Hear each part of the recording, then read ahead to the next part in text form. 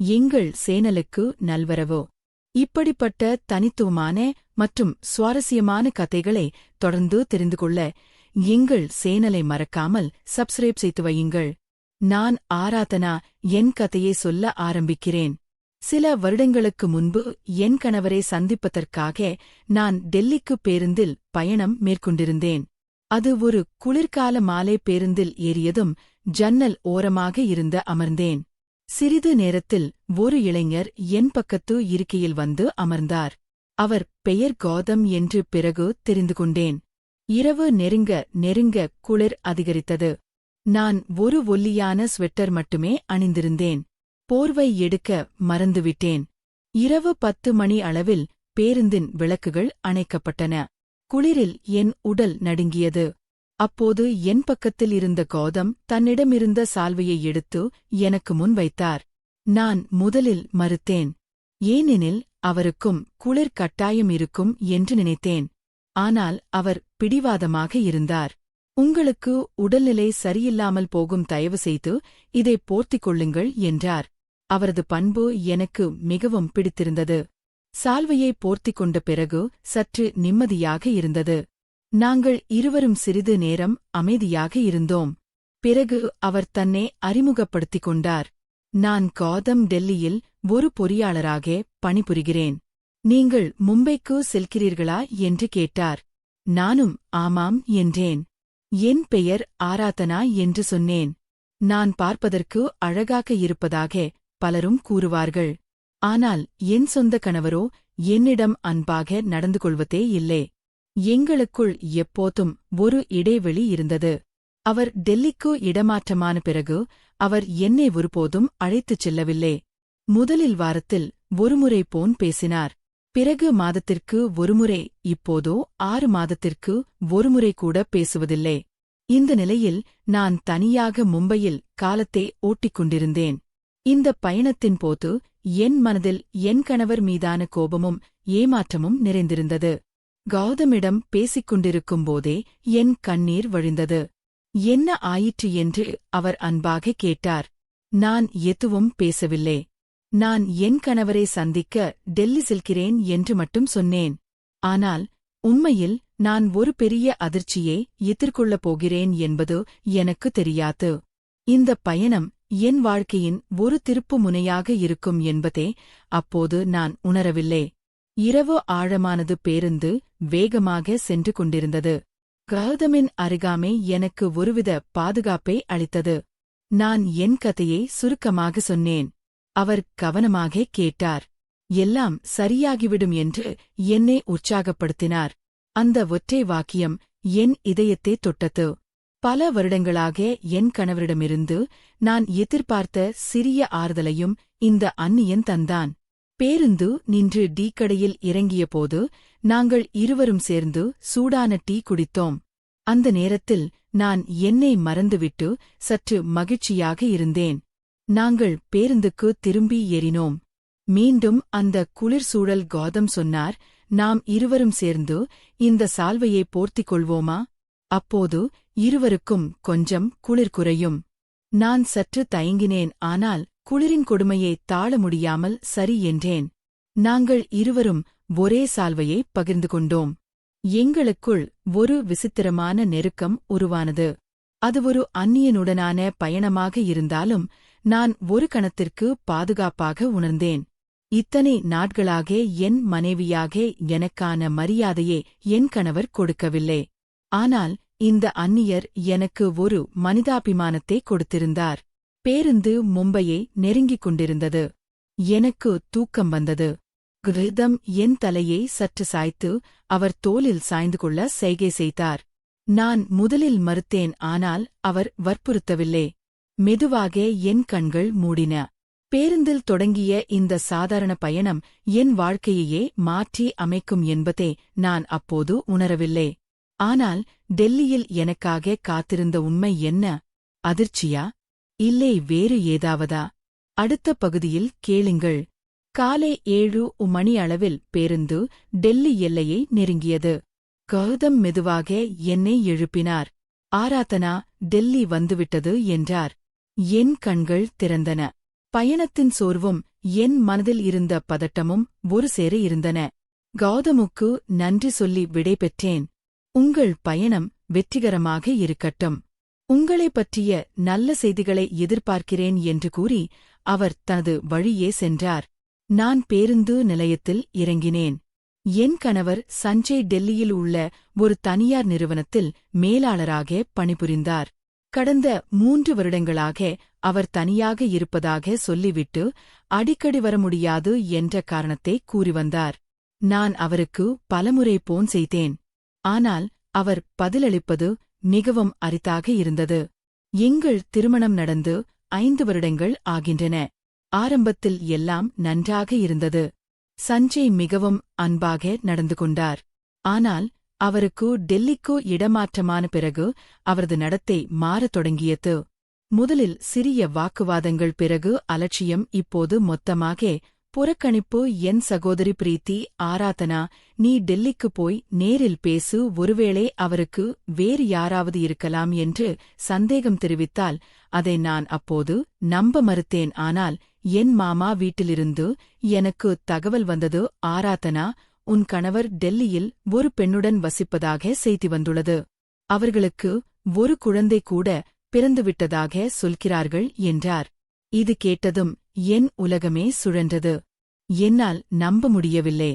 நான் எவ்வளவு தூரம் ஏமாற்றப்பட்டிருந்தேன். என் கணவர் என் மீது அன்பு குறைவாக இருந்ததற்கு காரணம் இதுவாகத்தான் இருக்கும். இதை உறுதிப்படுத்ததான் நான் டெல்லி வந்தேன். பேருந்து நிலையத்திலிருந்து நான் ஒரு ஆட்டோவில் என் கணவர் தங்கியிருந்த பகுதிக்கு சென்றேன். பகல் முழுவதும் நான் அந்த பகுதியிலேயே சுற்றித் திரிந்தேன். ஒரு கடையில் தண்ணீர் வாங்கிக் கொண்டேன். அப்போது எதிரே ஒரு பூங்காவில் என் கணவர் சஞ்சய் ஒரு பெண்ணின் கையை பிடித்துக்கொண்டு நடப்பதை பார்த்தேன். அவளது வயிறு கர்ப்பமாக இருந்தது. அவர்கள் இருவரும் மிகவும் மகிழ்ச்சியாக இருந்தனர். என் கால்கள் தரையில் பதியவில்லை. என் உடல் நடுங்கியது. நான் மறைந்திருந்து வேடிக்கை பார்த்தேன். சில மணி நேரங்களில் ஒரு ஆண் குழந்தையுடன் அந்த பெண் வெளியே வந்ததைக் கண்டேன்.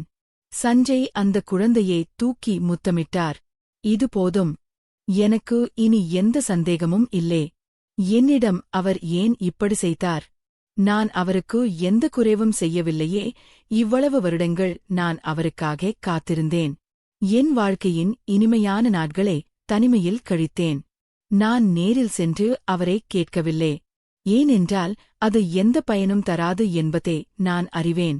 ஒருமுறை அவர் என்னை ஏமாற்ற ஆரம்பித்துவிட்டால் பிறகு அவரிடமிருந்து உண்மையை எதிர்பார்ப்பதுவேன். மனமுடைந்து நான் மீண்டும் பேருந்து நிலையத்திற்கு சென்றேன். அன்றிரவே மும்பை திரும்பும் பேருந்தில் ஏறினேன். இந்த முறை பயணம் முற்றிலும் வேறுபட்டிருந்தது. முன்பு ஒரு புதிய நம்பிக்கையுடன் வந்த நான் இப்போது உடைந்த இதயத்துடன் திரும்பிக் கொண்டிருந்தேன். என் கணவர் மீதான மரியாதை முற்றிலும் போய்விட்டது. ஆனால் இந்த பயணத்தில் என்னை ஆறுதல் படுத்த யாரும் இல்லை. என் மனதில் ஒரே சோகம் நிறைந்திருந்தது. நான் எங்கு திரும்புவது? எப்படி தொடர்ந்து வாழ்வது? இந்த கேள்விகள் மட்டுமே என் மனதில் ஓடிக்கொண்டிருந்தன. திரும்பி வரும் பயணத்தில் நான் ஜன்னலோர இருக்கையில் தனியாக அமர்ந்திருந்தேன். என் முகத்தில் ஒரு சலிப்பு, கண்களில் கண்ணீர். அந்த சமயத்தில் என் அருகில் ஒருவர் வந்து அமர்ந்தார். நான் அவரை முகம் முழுதாக பார்க்கவில்லை. ஆனால் சிறிது நேரத்தில் அவர் என் நிலையை புரிந்து கொண்டார். உடைந்த மனதுடன் மும்பை திரும்பும் பயணம். என் பக்கத்தில் அமர்ந்தார் ஒரு அந்நியர். அவருக்கு என் வரலாறு தெரியாது. ஆனால் அவர் என்னிடம் பேச ஆரம்பித்தார். அந்த பேச்சு என் வாழ்க்கையில் மீண்டும் ஒரு புதிய கதிரவனை உதிக்க வைக்குமா? அடுத்த பகுதியில் காணலாம். மும்பை திரும்பும் பேருந்தில் என் மனநிலை மிகவும் மோசமாக இருந்தது. நான் ஜன்னல் ஓரமாக அமர்ந்திருந்தேன். என் சாமான்களை கீழே வைத்திருந்தேன். எனக்கு பசியோ தாகமோ இல்லை. உள்ளுக்குள் ஒரு வெறுமை. பேருந்து புறப்பட்ட சில மணி நேரங்களில் ஒரு இளைஞர் வந்து என் பக்கத்து இருக்கையில் அமர்ந்தார். நான் அவரை கவனிக்கவில்லை. அவர் என்னை பார்த்து, மேடம், கொஞ்சம் தண்ணீர் தரட்டுமா? நீங்கள் மிகவும் சோர்வாக திரிகிறீர்கள் என்று கேட்டார். நான் மறுத்தேன். ஆனால் அவர் தனது பாட்டிலில் இருந்து ஒரு கோப்பையில் ஊற்றி என் முன் வைத்தார். அந்த சிறிய கருணை செயல் என் இதயத்தை தொட்டது. நான் மெதுவாக தண்ணீர் அருந்தினேன். நன்றி என்று மட்டும் சொன்னேன். அவர் சிரித்துக்கொண்டே, பயணங்களில் ஒருவருக்கொருவர் உதவி கொள்வது நல்லது. நான் அருண் சென்னையை சேர்ந்தவன், மும்பையில் ஒரு மென்பொருள் நிறுவனத்தில் பணிபுரிகிறேன் என்று அறிமுகப்படுத்திக் கொண்டார். நான் என் பெயரை மட்டும் சொன்னேன். முதலில் எனக்கு யாரிடமும் பேச விருப்பமில்லை. ஆனால் அருண் மிகவும் பொறுமையாக இருந்தார். அவர்தானே பேசினார். நான் கேட்டுக்கொண்டிருந்தேன். மதிய வேளைகளில் பேருந்து ஒரு நிறுத்தத்தில் நின்றது. அருண் கீழே இறங்கி சூடான சாப்பாடு வாங்கி வந்தார். நீங்கள் ஒன்றும் சாப்பிடவில்லை, இதை சாப்பிடுங்கள் என்றார். நான் முதலில் மறுத்தேன். ஆனால் அவர் உங்கள் உடல்நிலை கெட்டுவிடும் என்று சொல்ல வேண்டாம் என்று சொல்ல முடியவில்லை. சாப்பிட்ட பிறகு கொஞ்சம் உற்சாகம் வந்தது. பேருந்து மீண்டும் புறப்பட்டது. மாலையில் நானே அவரிடம் பேச ஆரம்பித்தேன். நீங்கள் டெல்லியில் என்ன வேலை பார்த்தீர்கள் என்று கேட்டேன். ஒரு மாநாட்டில் கலந்து கொள்ள வந்திருந்தேன். நிறைய விஷயங்களை கற்றுக்கொண்டேன் என்றார். பிறகு அவர் என் கதையை கேட்டார். நான் என் கணவரின் துரோகத்தை அவரிடம் சொன்னேன். எப்படி அவர் என்னை ஏமாற்றினார், எப்படி நான் அவரை நம்பி ஏமாந்தேன் என்பதை கண்ணீருடன் விவரித்தேன். அருண் அமைதியாக கேட்டார். ஆராதனா, உங்கள் வாழ்க்கை இங்கே முடிந்துவிடவில்லை. நீங்கள் ஒரு புத்திசாலி பெண், மீண்டும் எழுந்து நிற்கும் வலிமை உங்களுக்கு இருக்கிறது என்றார். அந்த வார்த்தைகள் எனக்கு மிகவும் தேவைப்பட்டன. இரவு 9 மணி ஆனது. குளிர் அதிகரித்தது. இந்த முறை நான் என் பையிலிருந்து ஒரு லேசான ஜாக்கெட்டை எடுத்து அணிந்து கொண்டேன். ஆனால் அது போதுமானதாக இல்லை. அருண் தனது கோட்டை எனக்கு தர முன்வந்தார். வேண்டாம், உங்களுக்கு குளிரடிக்கும் என்று நான் சொன்னேன். எனக்கு பழக்கம் இருக்கிறது, நீங்கள் எடுத்துக் கொள்ளுங்கள் என்று வற்புறுத்தினார். நானும் மறுக்க முடியாமல் வாங்கிக் கொண்டேன். அந்த இரவில் என் மனதில் ஒரு விசித்திரமான சிந்தனை வந்தது.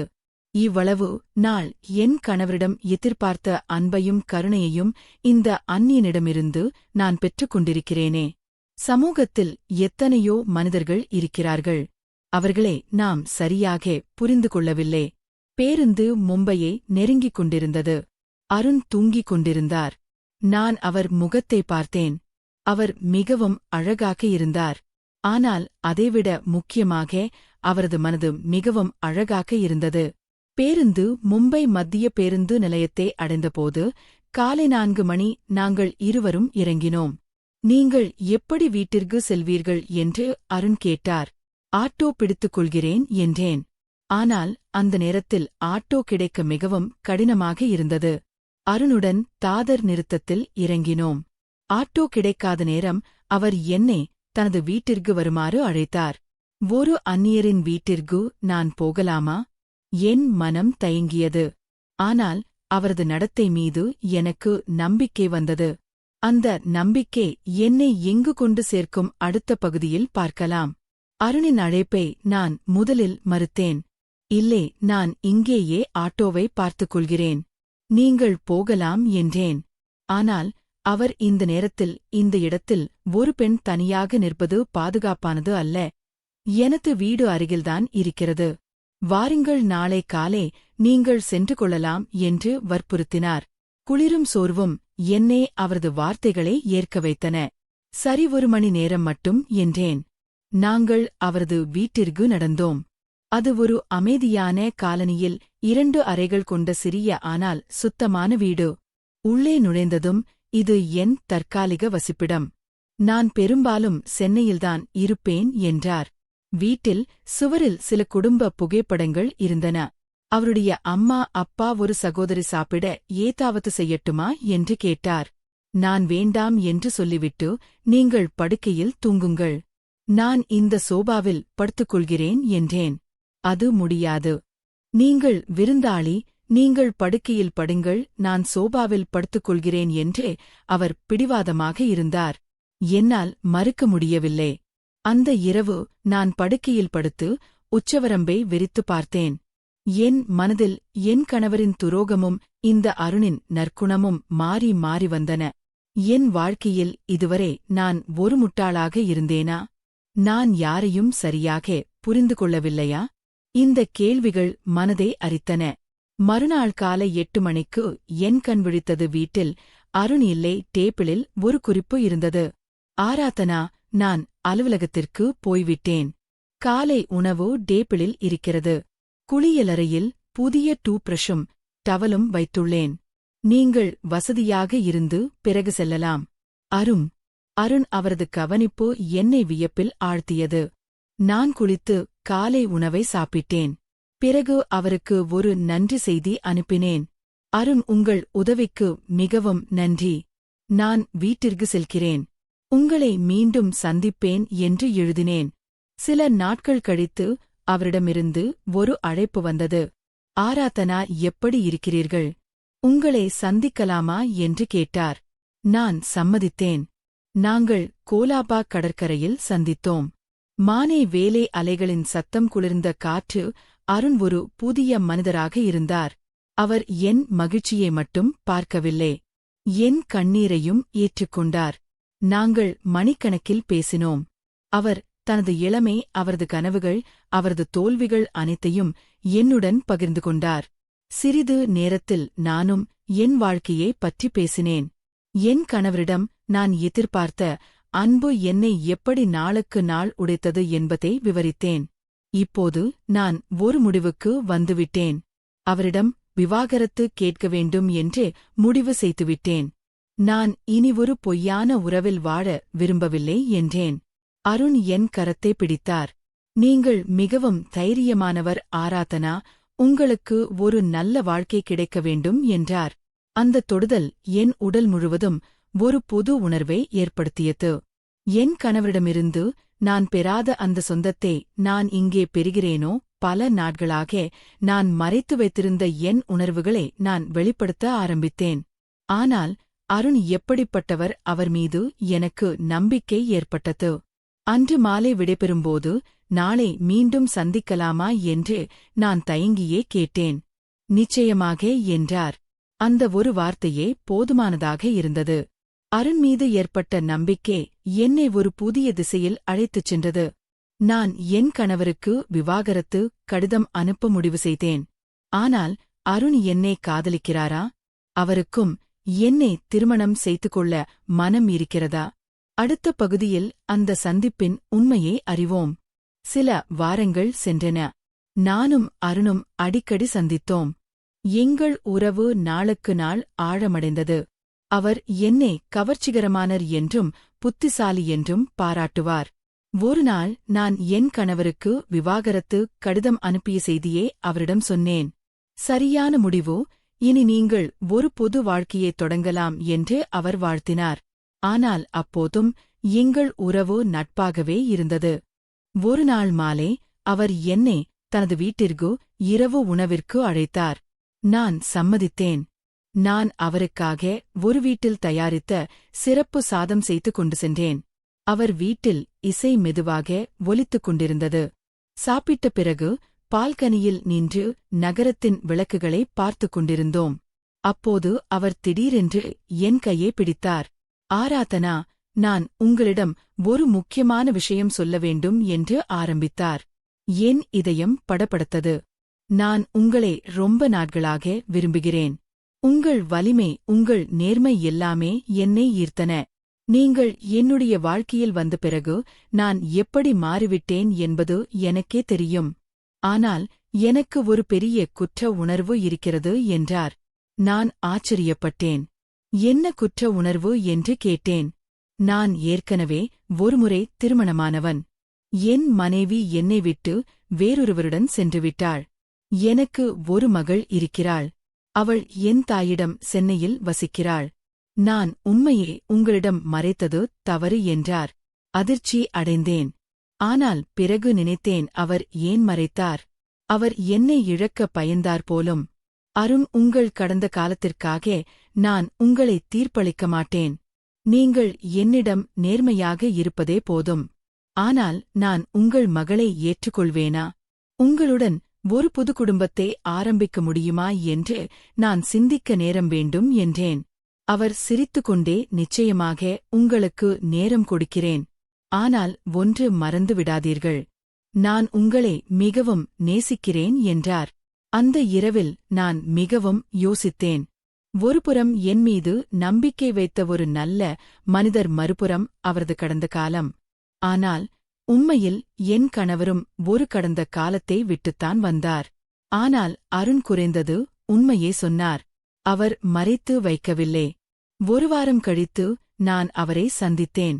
அருண், நான் ஒரு முடிவுக்கு வந்துவிட்டேன். உங்கள் மகளையும் நானும் என்னுடையவளாக பாவிப்பேன். நீங்கள் எனக்காக காத்திருந்ததற்கு நன்றி. உங்களை மணக்க நான் சம்மதிக்கிறேன் என்றேன். அவர் கண்களில் கண்ணீர் வந்துவிட்டதோ. ஆராதனா, நீங்கள் மிகவும் பெரிய மனது. இந்த கடினமான நேரத்தில் எனக்கு துணை நிற்கிறீர்கள் என்றார். சில நாட்களில் நாங்கள் பதிவு திருமணம் செய்து கொள்ள முடிவு செய்தோம். அருணை மணக்க சம்மதித்தேன். ஆனால் என் கணவர் விவாகரத்துக்கு இணங்குவாரா? அவர் ஏற்கனவே வேறொரு பெண்ணுடன் இருப்பதால் ஒருவேளை அவருக்கு சிக்கல் இருக்காது. ஆனால் நீதிமன்றத்தில் நான் என்ன சமாளிக்க வேண்டியிருக்கும்? அடுத்த பகுதியில் அந்த சட்டப்பூர்வ போராட்டத்தையும் இறுதி முடிவையும் பார்ப்போம். விவாகரத்து கோரி நான் மும்பை குடும்ப நீதிமன்றத்தில் மனு தாக்கல் செய்தேன். என் கணவர் சஞ்சய் டெல்லியில் இருந்ததால் நோட்டீஸ் அனுப்புவதில் சிறிது தாமதம் ஏற்பட்டது. இந்த இடைப்பட்ட காலத்தில் அருண் எனக்கு முழு ஆதரவாக இருந்தார். அவர் ஒரு நல்ல வழக்கறிஞரை பரிந்துரைத்தார். வழக்கறிஞர் சுசீலா தேவி ஒரு திறமையான பெண். ஆராதனா, உங்கள் கணவர் ஏமாற்று விவகாரத்தில் ஈடுபட்டிருப்பதற்கு உங்களிடம் ஆதாரம் இருக்கிறதா என்று கேட்டார். நான் டெல்லியில் எடுத்த புகைப்படங்களை காண்பித்தேன். அவற்றில் சஞ்சய் அந்த பெண் மற்றும் குழந்தையுடன் இருந்தார். இது போதுமானது. அவர் எதிர்வழக்கு தொடுத்தாலும் இவை அவருக்கு சாதகமாக இருக்காது என்றார். நீதிமன்ற விசாரணைகள் ஆரம்பித்தன. முதல் விசாரணைக்கு சஞ்சய் ஆஜராகவில்லை. இரண்டாவது முறை அவர் டெல்லியில் இருந்து ஒரு வழக்கறிஞரை அனுப்பினார். என் கட்சிக்காரர் இந்த விவாகரத்துக்கு எதிரானவர். ஆராதனா சொல்வது பொய் என்று வாதிட்டார். நான் அமைதியாக இருந்தேன். சுசீலாதேவி அந்த புகைப்படங்களை நீதிமன்றத்தில் சமர்ப்பித்தார். நீதிபதி உடனடியாக சஞ்சயை நேரில் ஆஜராகும்படி உத்தரவிட்டார். மூன்றாவது விசாரணையில் சஞ்சய் வந்தார். நான் அவரை பார்த்தேன். பல மாதங்களுக்குப் பிறகு அவர் மிகவும் மாறிவிட்டார். முதல் நரை முகத்தில் களைப்போ. ஆனால் அவர் கண்களில் அந்த பழைய பிடிவாதம் இல்லை. ஆராதனா, நாம் வீட்டில் பேசிக்கொள்ளலாம். ஏன் இதை நீதிமன்றம் வரை இழுத்தாய் என்று கேட்டார். நான் எத்தனை முறை உங்களிடம் பேச முயன்றேன். நீங்கள் என்னை புறக்கணித்தீர்கள். உங்களுக்கு வேறொரு குடும்பம் இருப்பதை நான் அறிவேன். எனக்கு விவாகரத்து கொடுங்கள் என்று சொன்னேன். நீதிபதி சஞ்சயிடம் உங்களுக்கு எதிராக போதுமான ஆதாரங்கள் உள்ளன. நீங்கள் விவாகரத்துக்கு இணங்குவதே நல்லது என்று பரிந்துரைத்தார். பல வாக்குவாதங்களுக்குப் பிறகு சஞ்சய் சம்மதித்தார். நாங்கள் பரஸ்பர சம்மதத்தின் பெயரில் விவாகரத்து பெறுவதாக முடிவு செய்தோம். ஒரு நிபந்தனையின் பேரில் எனக்கு எந்த சொத்திலும் பங்கு வேண்டாம். நான் எந்த ஜீவனாம்சமும் கேட்கவில்லை. அவர் வேறொரு குடும்பத்தை நடத்த வேண்டியிருந்ததால் நான் அவரிடம் அதிகம் கேட்க விரும்பவில்லை. விவாகரத்து இறுதி செய்யப்பட்ட சில வாரங்களில் நானும் அருணும் பதிவு திருமணம் செய்து கொண்டோம். என் வாழ்க்கையின் மிக மகிழ்ச்சியான நாள் அது. எங்கள் வீட்டில் அருணின் மகள் அனுஷ்காவும் எங்களுடன் வந்துவிட்டாள். அவள் என்னை மிகவும் நேசித்தாள். நாங்கள் ஒரு மகிழ்ச்சியான குடும்பமாக இருந்தோம். ஒரு வருடம் கழித்து நான் ஒரு மகனை பெற்றெடுத்தேன். எங்கள் குடும்பம் இப்போது நிறைவாக இருந்தது. அருணுடன் இனி நாங்கள் சந்தோஷமாக இருந்தோம். ஆனால் ஒருநாள் திடீரென்று என் முன்னாள் கணவர் சஞ்சய் என்னை தொடர்பு கொண்டார். ஆராதனா, நான் பெரிய தவறு செய்துவிட்டேன். என்னை மன்னிப்பாயா என்று கேட்டார். இந்த திடீர் மாற்றத்திற்கு என்ன காரணம்? நான் என்ன பதில் சொல்வேன்? அடுத்த இறுதிப் பகுதியில் தெரிந்து கொள்ளுங்கள். சஞ்சயின் அழைப்பு என்னை ஒரு குழப்பத்தில் ஆழ்த்தியது. என் கையில் இருந்த கப்டி தரையில் சிந்தியது. நான் அருணிடம் சென்று சொன்னேன். சஞ்சய் போன் செய்தான். அவன் மன்னிப்பு கேட்கிறான். நான் என்ன செய்ய என்று கேட்டேன். அருண் என் கையை பிடித்து, அவன் உன் கடந்த காலம், நான் உன் நிகழ்காலமும் எதிர்காலமும். ஆனால் நீ முடிவெடுக்க சுதந்திரம் உள்ளது. உன்னை நான் எதற்கும் கட்டாயப்படுத்த மாட்டேன் என்றார். அவரின் தாராள குணம் என்னை மீண்டும் ஒருமுறை வியக்க வைத்தது. அன்று மாலை நான் சஞ்சய்க்கு போன் செய்தேன். ஏன் திடீரென்று இந்த போன், உனக்கு என்ன வேண்டும் என்று கேட்டேன். ஆராதனா, நான் முட்டாள்தனமாக நடந்து கொண்டேன். அந்த பெண் என்னை விட்டு ஓடிவிட்டாள். அவள் என்னிடம் எந்த அன்பும் இல்லை, பணத்திற்காகத்தான் வந்தாள். இப்போது நான் தனியாக இருக்கிறேன். நீ மட்டும்தான் எனக்கு சரியானவள் என்று புரிகிறது. தயவு செய்து என்னை மன்னித்து விடு என்றான். அவன் குரலில் உண்மையான வேதனை இருந்தது. ஆனால் என்னால் நம்ப முடியவில்லை. சஞ்சய், நான் உன்னை மன்னித்தேன். ஆனால் நான் இப்போது ஒரு பொது வாழ்க்கையை ஆரம்பித்துவிட்டேன். எனக்கு ஒரு புரியும் கணவன், ஒரு மகள், ஒரு மகன் இருக்கிறார்கள். என்னை நீ மீண்டும் கேட்காதே என்று சொல்லி அழைப்பை துண்டித்தேன். அந்த இரவில் எனக்கு நிம்மதியாக இருந்தது. நான் எடுத்த முடிவு சரியானதே என்று உறுதியாக தெரிந்தது. சில நாட்கள் கழித்து சஞ்சயிடமிருந்து ஒரு நீண்ட செய்தி வந்தது. நான் உன்னை புரிந்து கொண்டேன், நீ சொல்வது சரிதான், என் தவறுகளுக்கு நானே பொறுப்பு, உனக்கும் உன் குடும்பத்திற்கும் வாழ்த்துக்கள். நான் என் வாழ்க்கையை மாற்றிக்கொள்ள முயற்சிப்பேன், குட்பை என்று எழுதியிருந்தான். நான் அந்த செய்தியை அருளிடம் காட்டினேன். அவன் மாற முயற்சிப்பது நல்ல விஷயம் என்றார். நாங்கள் மீண்டும் எங்கள் சாதாரண வாழ்க்கைக்கு திரும்பினோம். ஆனால் எங்கள் குடும்பத்தில் இன்னும் ஒரு மகிழ்ச்சியான சம்பவம் நிகழ இருந்தது. அனுஷ்காவின் பள்ளியாண்டு விழாவில் அவள் நான் நன்றி என்று ஒரு பாட்டு பாடினாள். பாட்டை நான் கேட்டுக்கொண்டிருக்கும்போது என் கண்களில் கண்ணீர் வந்துவிட்டது. நானே அவளுக்கு ஒரு தாயாக மாறியிருந்தேன். நாங்கள் ஒரு பூங்காவில் குடும்பமாக படம் எடுத்துக்கொண்டோம். அருண் என் அருகில் இருந்தார். என் மகன் என் கையில் சிரித்துக் கொண்டிருந்தான். அனுஷ்கா எங்களை கட்டிப்பிடித்தால் என் மனதிற்கு ஒரு பேரமைதி. கடுமையான குளிர்கால இரவில் ஒரு பேருந்தில் தொடங்கிய பயணம் இறுதியில் ஒரு சூடான அன்பான குடும்பத்தில் முடிந்தது. விதி என்னை மிகவும் கடினமாக சோதித்தது. ஆனால் நான் தோற்கவில்லை. நான் என் மீதான நம்பிக்கையை இறக்கவில்லை. அருண் போன்ற ஒரு நல்ல மனிதரை நான் சந்தித்தேன். அவர் என் வாழ்க்கையில் வந்த பிறகு இருண்ட பாதைகள் எல்லாம் ஒளிமயமானிடம் இருந்து நீங்கள் கற்றுக்கொள்ளும் பாடம் என்னவென்றால், துரோகம் நிகழ்ந்துவிட்டால் உங்கள் தலையை குனிந்து கொண்டு அழாதீர்கள். மீண்டும் எழுந்திருங்கள். ஒரு கதவு மூடப்பட்டால் இன்னொரு கதவு திறக்கும். அதற்காக பொறுமையாக காத்திருங்கள். உங்கள் உண்மையான அன்பே உங்களை மதிக்கும் ஒரு மனிதரை நீங்கள் கட்டாயம் சந்திப்பீர்கள்.